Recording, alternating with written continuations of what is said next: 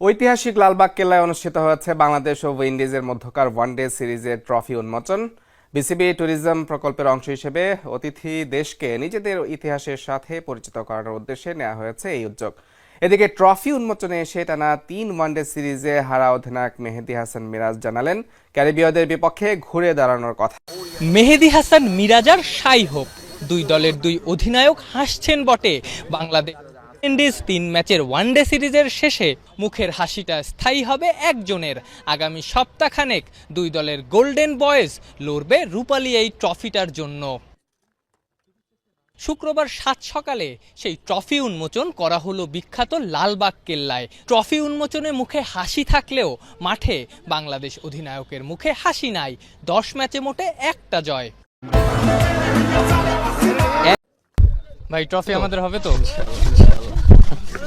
মেহেদী হাসান মিরাজ সিরিজটা জয়ের ব্যাপারে আশাবাদী হওয়া ছাড়া উপায়ও নাই। তার অধীনে ১০ ওয়ানডেতে বাংলাদেশ জিতেছে মোটে একটাতে।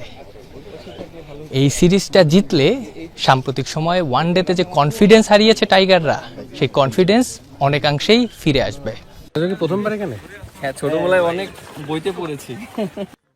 অন্য অনেকের মতো বই পুস্তকে পড়েই বিখ্যাত এই দুর্গ সম্পর্কে জেনেছেন বাংলাদেশ ক্যাপ্টেন।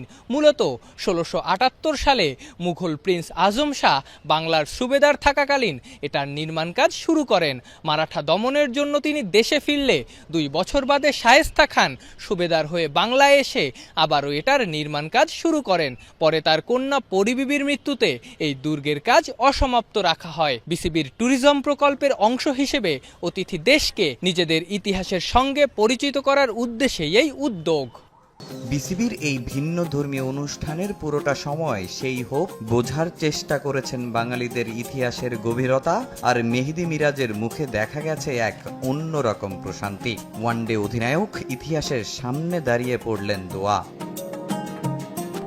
বিসিবিও তো চেয়েছে এটাই, বিদেশিরা যেন আগ্রহী হয় আমাদের ঐতিহ্য সম্পর্কে জানতে, আর দেশিরা নতুন করে ভালোবাসে নিজের দেশকে। এর আগে বিপিএল এর ট্রফি নিয়েও এমন আনুষ্ঠানিকতা হয় ঐতিহাসিক আহসান মঞ্জিলে। তবে এবার এর সঙ্গে যুক্ত হয়েছে বাংলাদেশ ট্যুরিজম বোর্ড।